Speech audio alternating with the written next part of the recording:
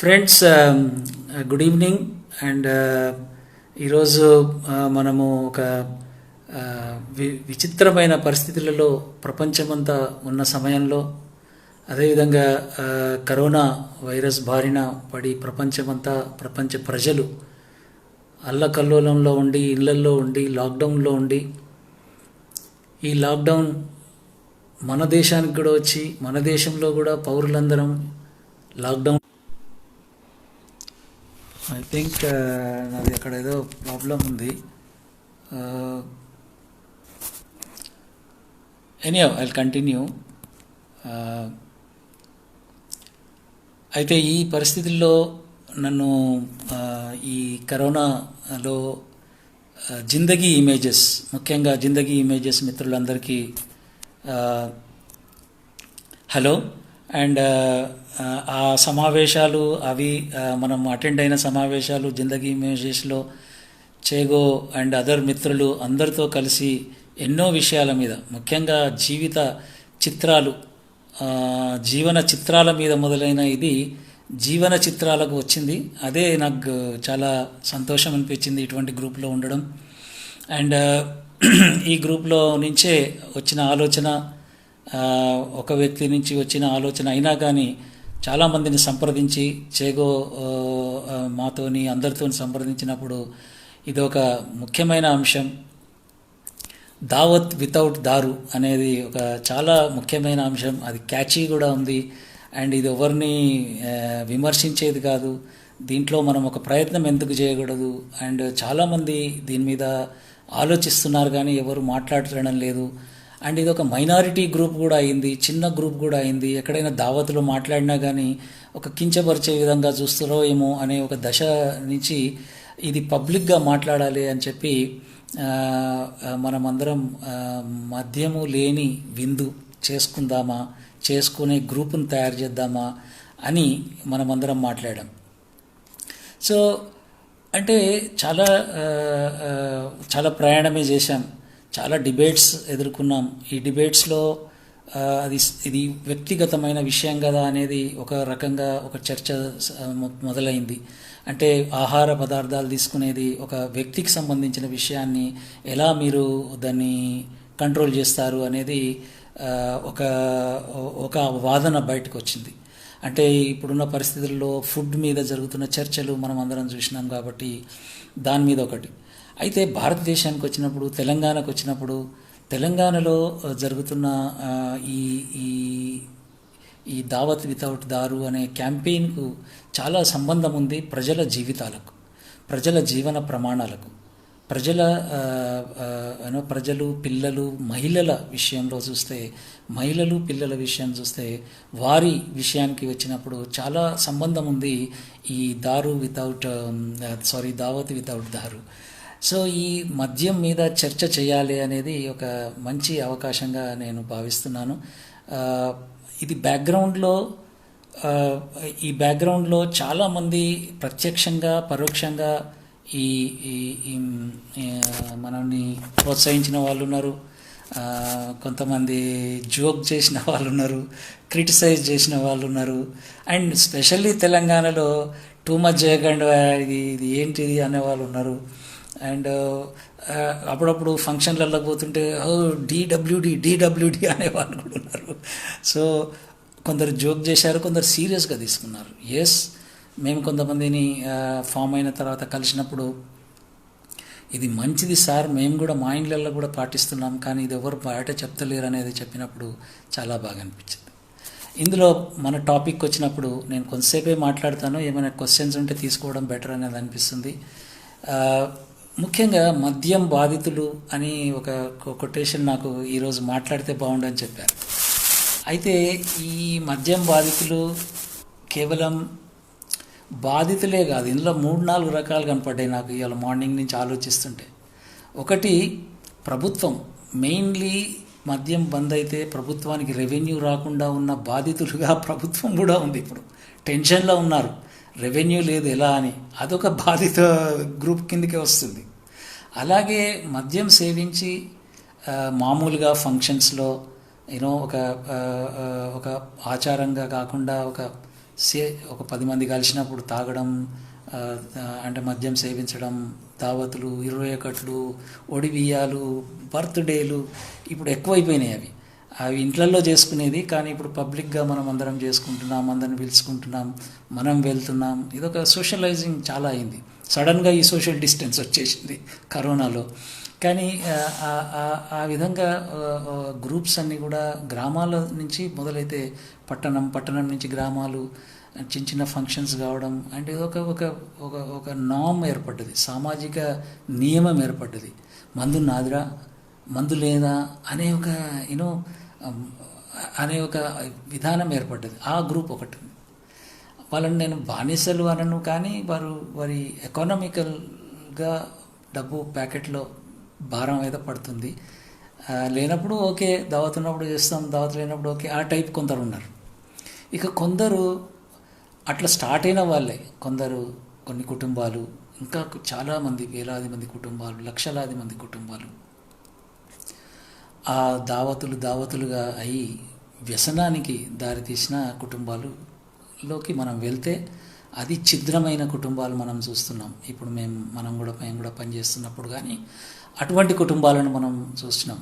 So ఇట్లా ప్రభుత్వము ఒకవైపు బాధితులుగా కనబడుతుంది, మరోవైపు మద్యం సేవించిన వాళ్ళలో బాధితులు ఫైనాన్స్గా, ఆరోగ్యపరంగా అండ్ అప్పులు చేసిన కుటుంబాలు కూడా మనకు కనపడుతున్నాయి. అదేవిధంగా వ్యసనానికి బానిసైన వాళ్ళు. ఈ విధంగా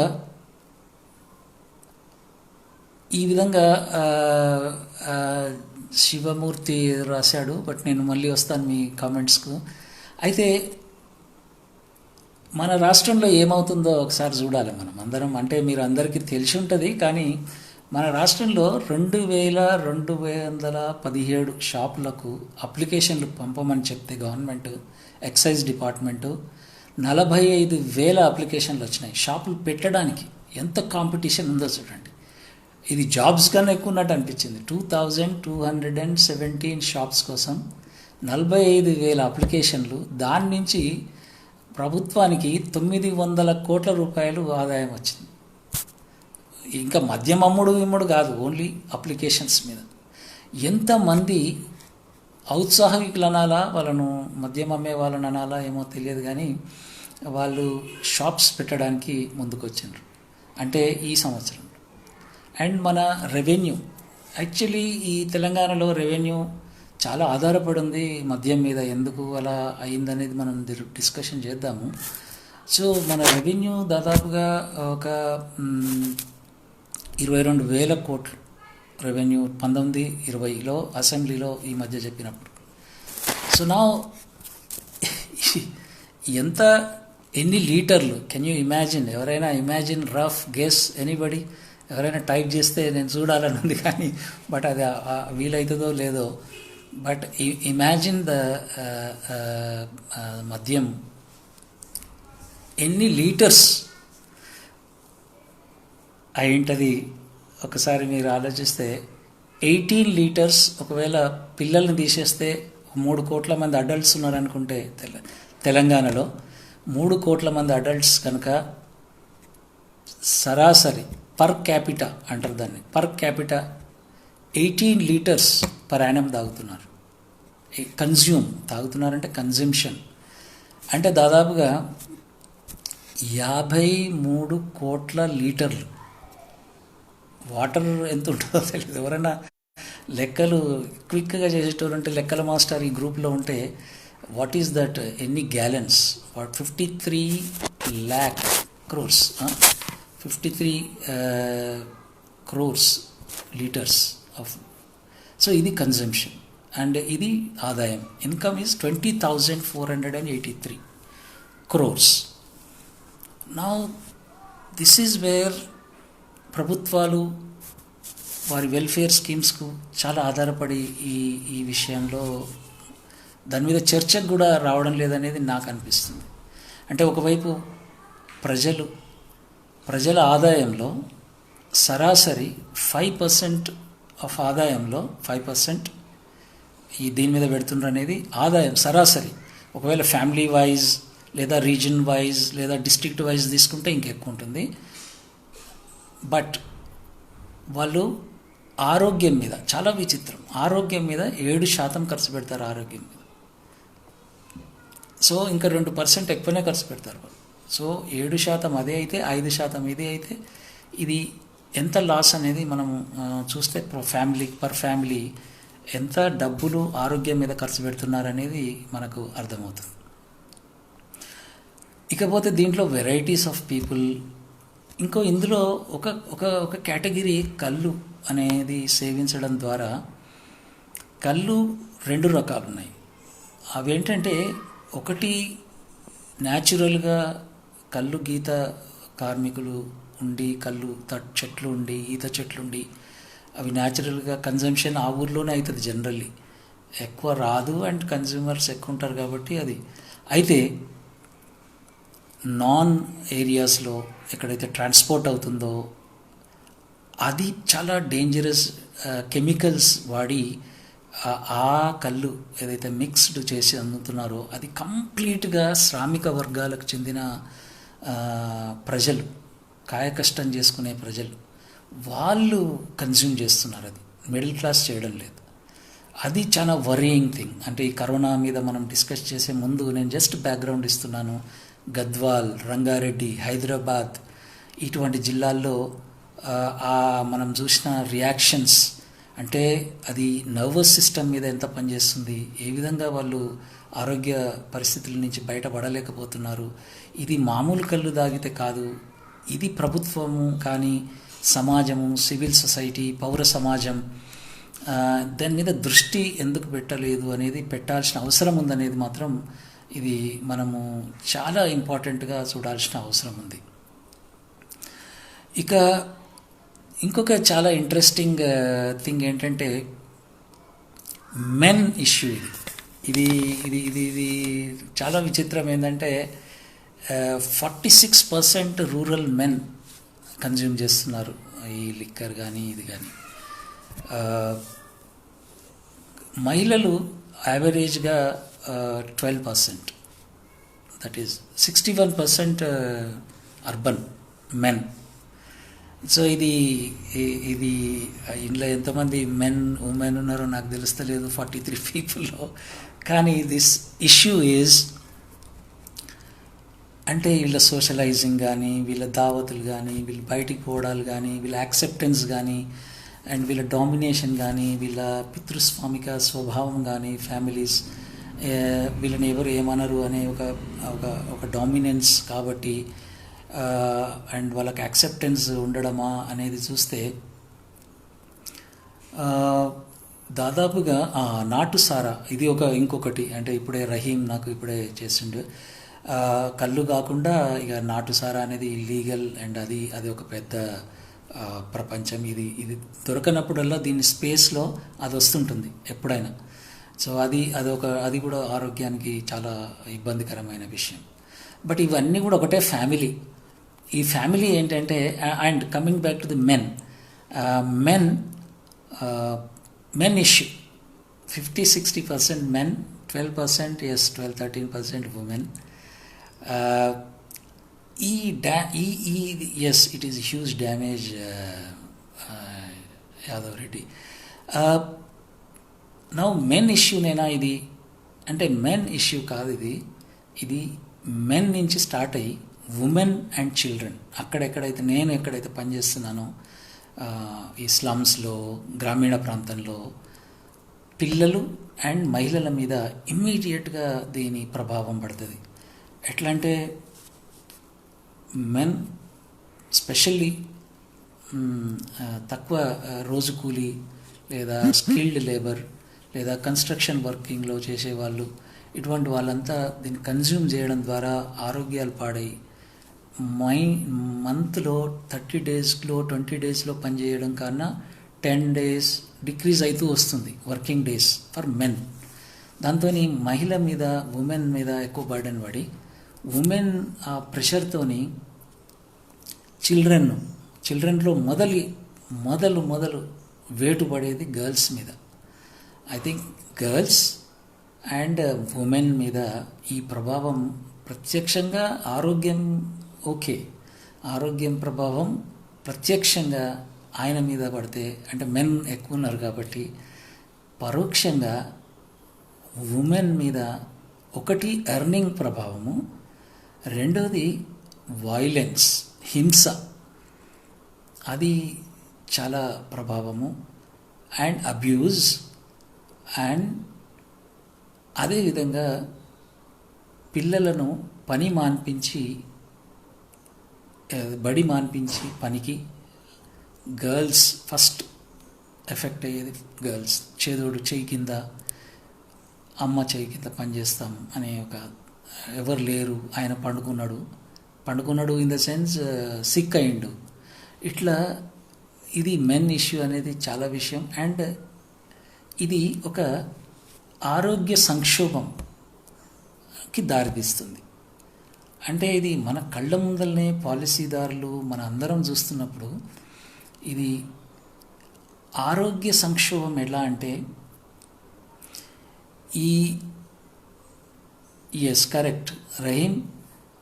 ఇంకొకటి మనం గమనించింది ఏంటంటే young youth, even 15 years onwards youth కూడా గ్రామాల్లో కానీ అర్బన్ సెంటర్స్లో కానీ ఈ మద్యం తాగడానికి, మద్యం పార్టీలు చేసుకోవడం, పొలిటికల్ పార్టీస్ ముఖ్యంగా ఎలక్షన్స్ టైంలో మనం చాలాసార్లు చూస్తున్నాం. ఎలక్షన్స్ టైమ్స్లో యూత్ను చాలా వాడుకుంటున్నారు, అది కూడా మనం చాలా క్లియర్గా చూస్తున్నాం.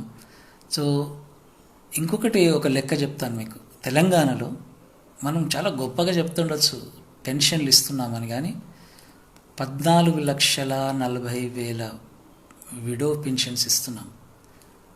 14 lakhs అంటే దాదాపుగా పాత జిల్లాలకు చూసుకుంటే ప్రతి జిల్లాకు 1,00,000 మంది, ఓకే, ఎక్కువనే. నౌ ఇమాజిన్ ఈ మీ గ్రామాల్లో లేదా మీరున్న ప్రాంతాల్లో ఈ పెన్షన్ తీసుకుంటున్న ఏజ్ గ్రూప్ను చూడగలిగితే, అది పెద్ద విడో అంటే ఒక సింగిల్ ఉమెన్, భర్త కోల్పోయిన విడో అంటే మన దృష్టిలో చాలాసార్లు ఒక ఓల్డ్ అయిపోయి, ఏజ్ అయిపోయిన, చనిపోయిన వాళ్ళు కాదు, యంగ్స్టర్స్. వాళ్ళందరూ కూడా ఇప్పుడు పెన్షన్ తీసుకునే ఏజ్ని కనుక చూడగలిగితే, ఎవరైనా టెక్నాలజీ, ఆధార్ కార్డ్స్ ఎవరైనా చూడగలిగితే, really average age is 40. 14 lakhs women and average age is 40. All deaths, majority deaths. Pensions అంతా కూడా లోయర్ ఇన్కమ్ గ్రూప్కి ఇస్తున్నాం. మెజారిటీ డెత్స్ వాళ్ళ హస్బెండ్స్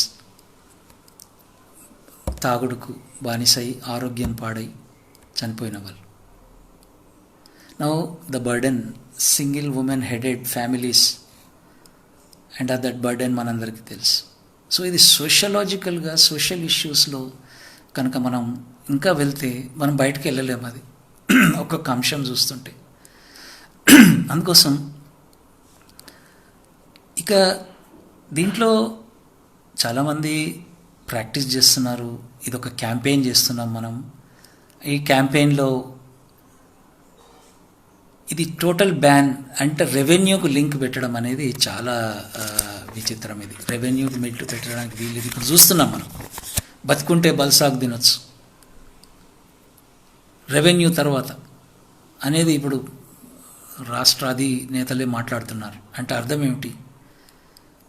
వై నాట్ అనేది ఒక ప్రశ్న మనం దావత్ వితౌట్ దారు క్యాంపెయిన్లో మనం తీసుకోవాల్సిందే ఇప్పుడు అనిపిస్తుంది నాకు. అంటే ఇప్పుడు ఇంత పెద్ద కరోనా దాంట్లో రాష్ట్ర ప్రభుత్వం తీసుకున్నది ఏంటంటే లాక్డౌన్ ఉండాల్సిందే, బతికుంటే బల్సాగు తినొచ్చు, ఎకానమీ తర్వాత అని ఎప్పుడైతే అన్నామో అదే దీనికి వర్తించాల్సి ఉంది. ఇప్పుడు 20,000 కోట్ల ప్రజల ప్రాణం మానమా, అండ్ పబ్లిక్ హెల్త్, నువ్వు ఎంత ఖర్చు పెడుతున్నావు పబ్లిక్ హెల్త్ మీద, అది తగ్గుతుంది ఎప్పుడైతే ఎప్పుడైతే ప్రభుత్వము ఒక నిర్ణయం తీసుకొని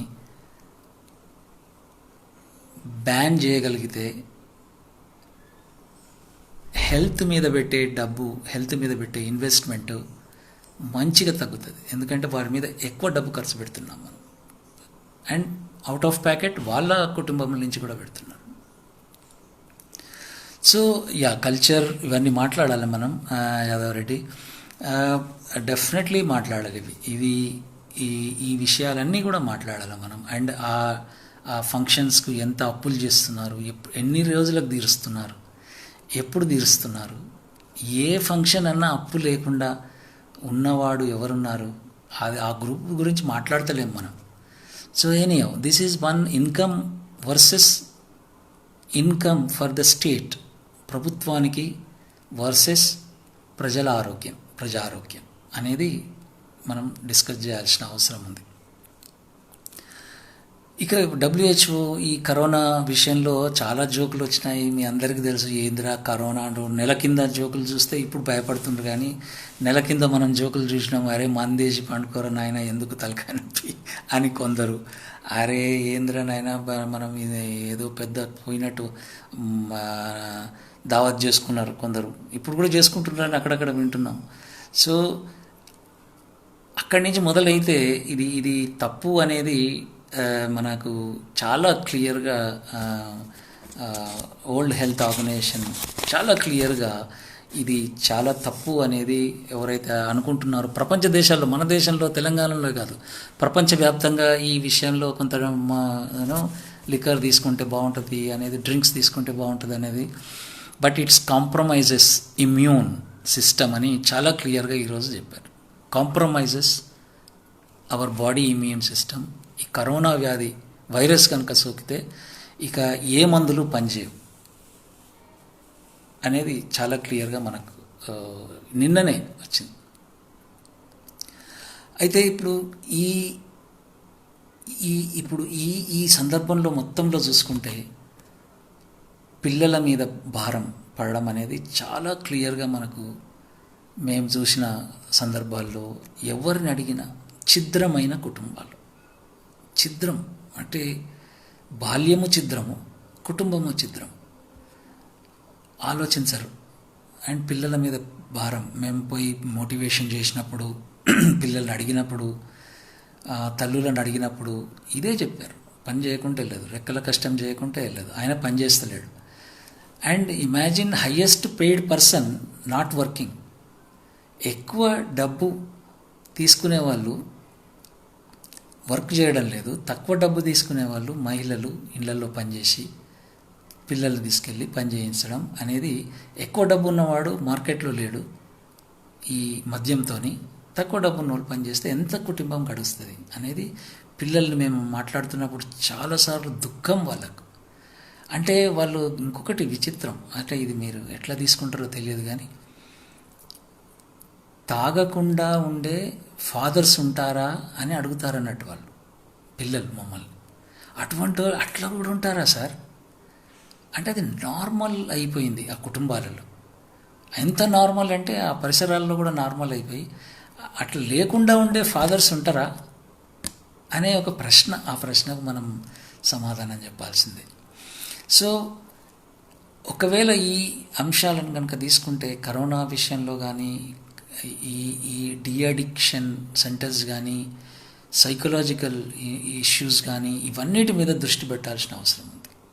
ఇక సొసైటీలో ఎలీట్ చాలా డిబేట్ చేస్తున్నారు. సొసైటీలో ఎలీట్ డిబేట్స్కు అశేష ప్రజానీకం డిబేట్స్కు చాలా మిస్ మ్యాచ్ ఉన్నది. కరోనా లాగానే, కరోనాలో ఇంట్లో ఉండమంటే అందరం ఇంట్లో ఉన్నాం, మిడిల్ క్లాస్.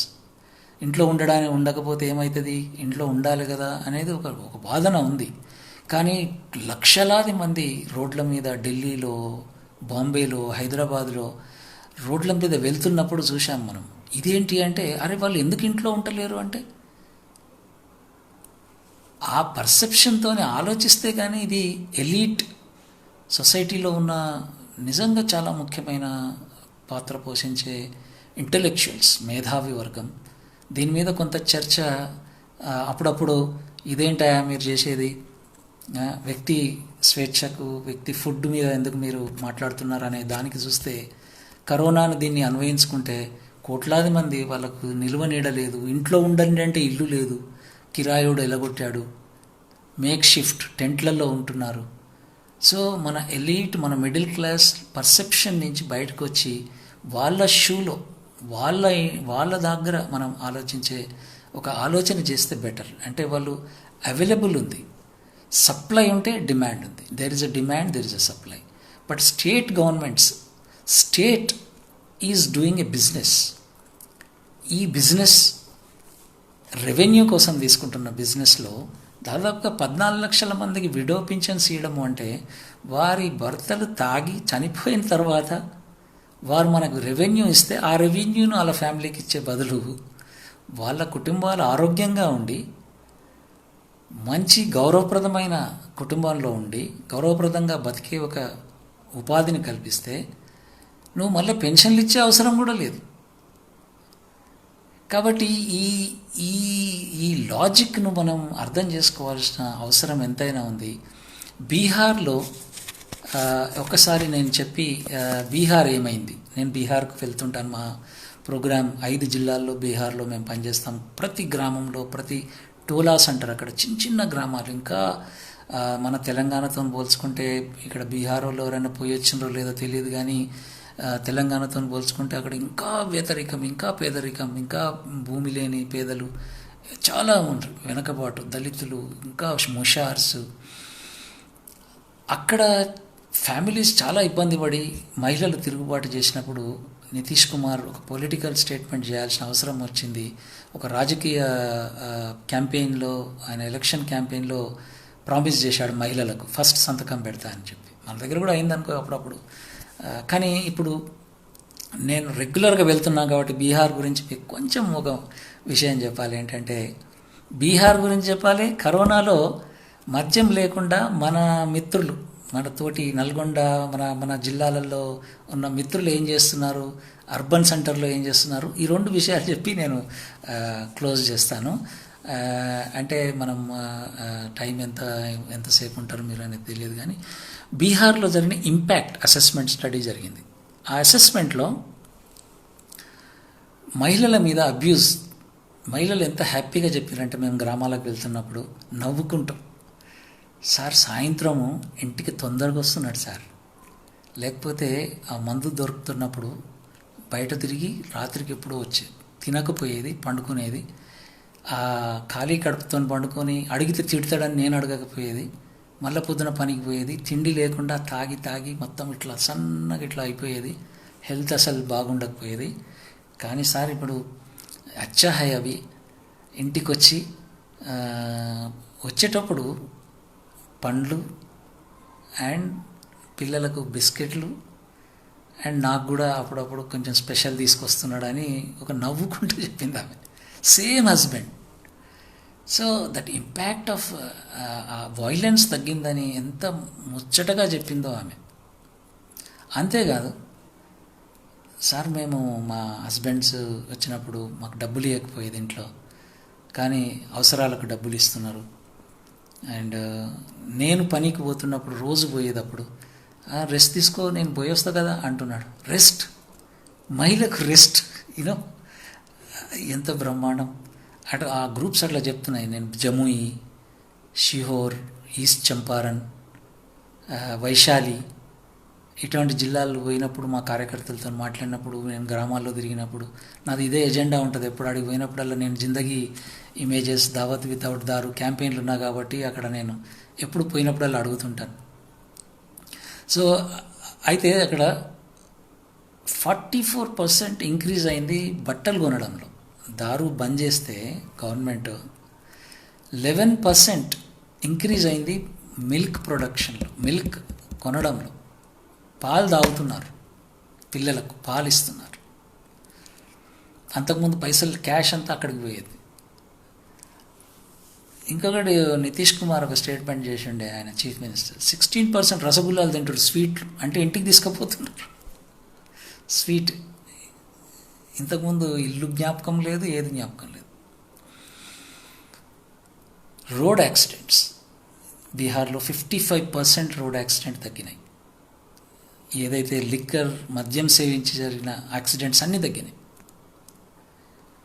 16% లూటింగ్, ఉట్టినే లూట్ చేసేది. అంటే ఆకలి ఏం చేస్తాడు, తాగి ఏం చేస్తాడు, ఒక షాప్ దొరికితే అక్కడ లూట్ చేసి. రాయిట్స్ తగ్గినాయి, చిన్న చిన్న తగాదాలు గల్లీలల్లో అక్కడ ఇక్కడ. ఇంత మంచి ఇంపాక్ట్, సామాజిక ఇంపాక్ట్ ఉన్నప్పుడు, సమాజంలో ముఖ్యంగా దళిత బహుజనుల బలహీన వర్గాల పైన ఇంత పెద్ద ఇంపాక్ట్ ఉన్నప్పుడు, రాజ్యాంగంలో మనం రాసుకున్న పీఠిక, ప్రియాంబుల్ అందరికీ సమానమైన గౌరవప్రదమైన జీవనాన్ని అందిస్తామని చెప్పుకున్నప్పుడు, అది మనం తప్పకుండా పాలకులు మంచి ఆలోచన చేయడానికి ఒత్తిడి ఉంటేనే చేస్తారు. ఇది ఏదో అండ్ ఈ ఒత్తిడిలో నేను అనుకునేది ఏంటంటే, ఇండివిజువల్గా కూడా చేయాలి. అండ్ ఒపీనియన్ మేకర్స్ ఉన్నారు మన సమాజంలో. ఆ ఒపీనియన్ మేకర్స్ ముఖ్యంగా కవులు, కళాకారులు, ఫిలిం యాక్టర్స్, వాళ్ళ మీద వాళ్ళ ప్రభావం చాలా ఉంది మన మన పాలసీస్ మీద, అన్ఫార్చునేట్లీ. అండ్ మహిళల ఇన్ఫర్మేషన్ తీసుకుంటే ఎన్నో పంచాయతీలు ఈరోజు వాలంటరీగా మా ఊర్లో మద్యం వద్దు అని చెప్పిన తెలంగాణ సమాజంలో ఉన్నాయి. కాబట్టి ఆ సర్పంచ్లను తీసుకొని ఒక పెద్ద క్యాంపెయిన్ చేయడం చాలా ముఖ్యం. ఇక కరోనా సందర్భంలో ఈ నెల రోజులు ఇళ్లల్లో ఉన్న మన మిత్రులు ఏం చేస్తారో చెప్తాను. యాక్చువల్లీ స్టార్టింగ్లో కొంచెం ఇబ్బంది పడ్డారు, దావతులు చిన్న చిన్నవి చేసుకోవడం మొదలుపెట్టారు, కానీ తర్వాత మొత్తం బంద్ అయింది. ఇంట్లో ఏమంటున్నారంటే, సార్ వీళ్ళు పనిచేసేటోళ్ళు కాకుండా ఇంట్లో పని అందుకుంటున్నారు. అండ్ ఒక ఆయన అన్నాడు ఏంటంటే చాలా ఇంట్రెస్టింగ్, నాకు మా మిత్రుడు లక్ష్మణ్ అని చెప్పాడు, ఈ వలస కార్మికులను ఒక స్వీట్ షాప్ యజమాని ఏమంటుండంటే, ఆయన బాగా రోజు ఈవినింగ్ డ్రింక్ చేసేది, ఇప్పుడు బంద్ అయ్యిండు, షాప్స్ బంద్ అయినాయి. అయ్యో నేను ఇన్ని రోజులు తాగకుండా ఉంటే ఈ డబ్బులను నేను ఈ కార్మికుల కన్నా ఇద్దును కదా. Beautiful change of mind set. అయ్యో నేను కూడబెట్టుదు కదా, కొంచెమన్నా సేవింగ్స్ చేసి ఇచ్చుద్దు కదా అని చెప్పాడు. What a beautiful thing. అట్లా ఒక మహిళ, ఉమెన్, నాకు ఇప్పుడే మా కార్యకర్త అడిగినప్పుడు, గొడవలు బస్తీలో గొడవలు అయ్యేది సార్, సాయంత్రం పూట ఒకటే గొడవ చేసుకునేది, తగ్గినాయి. సైలెన్స్గా ఉన్నారు, బయటికి వెళ్ళడం లేదు, తింటున్నారు, మంచిగా ఉంటున్నారు, హెల్తీగా ఉంటున్నారు. కానీ ఒక్క గ్రూప్ మాత్రం చాలా ప్రాబ్లం ఉన్నది. అది ఈ మొత్తం కెమికల్లో కలిపిన కళ్ళు దాగిన వాళ్ళు మాత్రం ఆ నర్వస్ సిస్టమ్ చాలా ప్రాబ్లం ఉంది. గవర్నమెంట్ ఇమీడియట్గా వాళ్ళకు ఏదైనా డిఅడిక్షన్ కానీ వాళ్ళకు హెల్ప్ చేయాలి అని చెప్పి మాత్రం చాలామంది అంటున్నారు. ఆ ఫ్యామిలీస్ని ఐడెంటిఫై చేయాలి.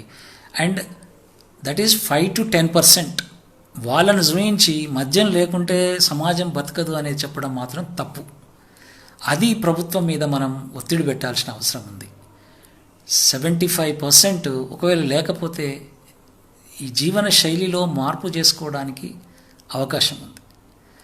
అండ్ ఇంకొకటి ఏంటంటే, దీన్ని ఫుడ్ కింద చూశారు. మన ఫుడ్ యాక్ట్ కింద దీన్ని ఫుడ్ సేఫ్టీ లాలో ఈ లిక్కర్ను ఫుడ్ ఐటమ్ కింద నుంచి తీసేయాలి. Actually it's not a food, it's a poison. It's a mentally degrading health crisis అని చెప్పాం కదా, ఆరోగ్య క్రైసిస్. ఆ క్రైసిస్ ఉన్నది కాబట్టి కవులు, కళాకారులు, మేధావులు, చాలామంది తెలంగాణలో ప్రోగ్రెసివ్గా ఉన్నవాళ్ళు, అన్న రవీందర్ అన్న చూస్తున్నాడు నన్ను, అటువంటి అన్నలు అసలు కోకొల్లలు జిల్లాకు. అంటే వాళ్ళ అభిప్రాయాలు ఏమి వ్యక్తపరుస్తున్నారో ఈ లిక్కర్ మీద, కానీ ఛిద్రమైన జీవితాలను చూసినప్పుడు మాత్రం స్టేట్ దీన్ని బిజినెస్గా, ఎవరి మీద బిజినెస్, సరే టీవీలు అమ్ముకొని బిజినెస్ చేస్తుండంటే ఒకటి, రిఫ్రిజిరేటర్లు అమ్ముకొని చేస్తుండంటే ఒకటి, జియో ఫోన్లు అమ్ముకుంటే ఒకటి, కానీ ఎవరు కన్జ్యూమర్స్? మెజారిటీ కన్జ్యూమర్స్, వినియోగదారులు పేదలు, అతి పేదలు. ఆ పేదలను మీద నువ్వు బిజినెస్ ఎట్లా చేస్తావు? రెవెన్యూ నువ్వు ఎందుకు అడుగుతున్నావు? పర్ డే 100 crores కోసం వేల జనాల పర్ డే 100 crores అమ్ముతాం మనం తెలంగాణలో. అందుకే అంటున్నారు కదా, ఎంత వస్తలేదు, ఆదాయం వస్తలేదు. So now I request all progressive అనే ఆలోచన చేసే వాళ్ళకు ఇంతకన్నా ఎక్కువ ఏముంటుంది? ఆరోగ్యంగా ప్రజలు ఆరోగ్యంగా ఉండడానికి ఒక అవకాశం. వాళ్ళు అనారోగ్యం పాలై హెల్త్ సిస్టమ్ను డెవలప్ చేయమని చెప్పే కన్నా హెల్త్ సిస్టమ్స్ డెవలప్ చేస్తూ ప్రజారోగ్య సంస్థలను మీద ఇన్వెస్ట్ చేస్తూ వాటిని డెవలప్ చేస్తూ వారు హెల్త్ సిస్టంలోకి క్రైసిస్లోకి పడకుండా చూసుకోవడానికి ఇది ఒక మంచి మార్గం. Your 20,000 crores goes waste. ఒకవేళ ఒక విపత్కర పరిస్థితి ఇప్పుడు కరోనా వచ్చినట్టు వస్తే ప్రజల ఆరోగ్యం అంటే కరోనా ద్వారా ఈ లిక్కర్కు బానిసలు అయిన వాళ్ళకు ఎంత మందులు ఇచ్చినా కాదు, అది ఇమ్యూన్ అయిపోతుంది. అది అయితే నువ్వు ఎంత ఇన్వెస్ట్ చేస్తావు? ఇప్పుడు స్టేటే ఇన్వెస్ట్ చేయాలి నువ్వు. ఎందుకంటే ఇప్పుడు అది వాళ్ళ దగ్గరనే ఉండలేదు, అది జబ్బు మనకు కూడా జబ్బు వస్తుంది. మిడిల్ క్లాస్కి కూడా జబ్బులు వస్తున్నాయి. మిడిల్ క్లాస్కి కూడా వస్తుంది కాబట్టి ఇప్పుడు తొందరపడుతున్నాం. ఇప్పుడు చాలా లాక్డౌన్ ఇదంతా అదే పది. కాబట్టి వాళ్ళకు వస్తలేదు కాబట్టి వాళ్ళకు కూడా వస్తుంది. కాబట్టి వాళ్ళకు ఇమ్యూన్ అయిపోతే నువ్వు ఎన్ని మందులు ఇచ్చినా కాకపోతే నవ్ యువర్ ఇన్వెస్ట్మెంట్స్ ఇక నీవు ఎంత ఆపినా 20,000 కోట్లు కూడా సరిపోవు నీకు ప్రభుత్వానికి. కాబట్టి ఈ అంశం మీద మేధావులుగా సరే మీరు అంత పెద్ద ఉద్యమంలోకి రాకపోయినా ఒకవేళ మీ పాలసీస్లో వ్యక్తిత్వ మేబీ ఐడియాలజికల్ స్టాండ్స్ ఏమైనా ఉంటే అట్లీస్ట్ ఇటువంటి క్యాంపెయిన్కు ఎగెనిస్ట్గా ఉండకున్నా పర్వాలేదు. ఐ థింక్ మా వాళ్ళందరూ ఉన్నారని అనుకోవడానికి అవకాశం ఉంటుంది దావత్ వితౌట్ దారు క్యాంపెయిన్కు. అండ్ స్పెషల్లీ తెలంగాణలో పేద ప్రజలు ఇంతకుముందు ఉద్యమాల్లో ఉండి ఇప్పుడు అనుకుంటున్నాం కదా అందరం, ఎందుకు వస్తలేరు, ఎందుకు రావడం లేదు అంటే యూత్ ముఖ్యంగా వాళ్ళందరినీ ఒక ఆలోచన లేని వ్యక్తులుగా పౌరులుగా చేసే ఒక ప్రక్రియ జరుగుతుంది. ఆ ప్రక్రియలో 2,000 షాపులో ఓనర్లే కాదు, total government, state governments are involved in this whole process.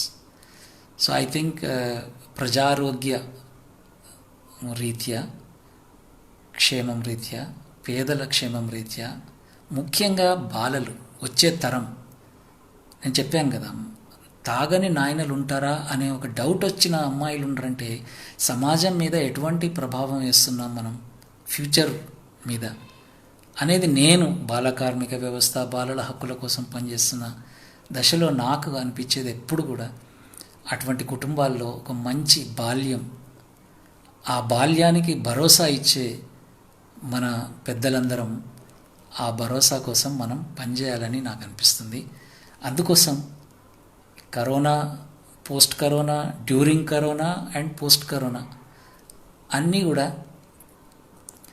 మద్యం వ్యతిరేకంగా ఆల్రెడీ మెంటల్గా ఉన్నారు. ఇప్పుడు ఆ స్వీట్ సెంటర్ ఆయన అన్నట్టుగా అయ్యో నేను దాచుకున్న డబ్బును వీళ్ళకి ఇద్దును కదా, ఇంత పేదవాళ్ళు ఇట్లా ఇబ్బంది పడుతున్నారు అనే ఒక చేంజ్, మెంటల్ చేంజ్ ఆల్రెడీ చిన్నగా వస్తుంది. కాబట్టి దీని మీద దావత్ వితౌట్ దారు గ్రూప్ అండ్ అందరం కలిసి కవులు, కళాకారులు, ప్రోగ్రెసివ్ గ్రూప్, తెలంగాణలో ఉన్న ప్రోగ్రెసివ్ ఎలిమెంట్స్, డెమోక్రాట్స్, వీళ్ళందరం కలిసి మనం పనిచేయాలని కోరుతూ ముగిస్తున్నాను. Thank you for your patience. మీరు ఓపికగా విన్నందుకు. నేను ఫస్ట్ టైం ఇది ఇలా మాట్లాడుతున్నాను. వన్ వే, ఎవరు ఆడియన్స్ లేరు ఎదురుగా, కానీ వింటున్నారు. కోపంగా ఉన్నారా, వింటున్నారా, ఒక హాల్లో కూర్చుంటే మాట్లాడుతుంటే అర్థమవుతుంది మొక్క ఎట్లా పెట్టారు ఏంటని. కానీ ఇప్పుడు అర్థమే అవుతలేదు. ఇది వర్చువల్ మీటింగ్కి అలవాటు కావాలనో ఏమో, ఇక రాను ఇలాగే ఉంటుందో ఏమో. So thank you very much. And చెగో, ఐ సాల్యూట్ యువర్ ఎఫర్ట్స్. మేము అంత ఫుల్ టైం పెట్టడం లేదు, కానీ నీ జేబులో ముఖ్యంగా రవి కన్నెగంటి ఆయన జేబులోనైతే ఎప్పుడు ఎక్కడ దొరుకుతుందో ఎక్కడ తెస్తారో అది దావత్ వితౌట్ దారు పోస్టర్లు టక్కున తీసి ఎవడు కనపడితే, ఏ ముఖ్యుడు కనపడ్డా, ఏ సెలబ్రిటీ కనపడ్డా, ఇది మీరు ఇద్దరు కాకుండా చాలామంది కలిసి ఈ క్యాంపెయిన్ ఫుల్ టైం ఇస్తున్నారు చూడండి. అది చాలా మంచి ప్రభావం ఉంది. నేను బీహార్లో షేర్ చేసుకున్నాను అండ్ మిగతా దేశాల్లో కూడా షేర్ చేసుకున్నాను. నేను మొన్న ఇథియోపియాకు పోయినప్పుడు ఈ విషయం మాట్లాడాను నేను. వాళ్ళు ఒక స్మాల్ గ్రూప్ ఉన్నారు, అరే ఇది ఇథియోపియా, మీరు ఇండియాలో ఎందుకు, మా గ్రూప్ దావత్ వితౌట్ దారు వి విల్ ఆల్సో స్టార్ట్ అన్నారు ఇథియోపియాలో. నేను డిసెంబర్లో అక్కడ ఉన్నాను నేను. సో అట్లా మా మిత్రులతో చెప్తున్నాను, మేము ఇలాగే చేస్తాం కాబట్టి చాలా సంతోషం. అండ్ ఇది చాలా ఇంపార్టెంట్ ఇష్యూ. ఈ ఇష్యూ మీద పోరు చేసి గెలవాల్సిందే.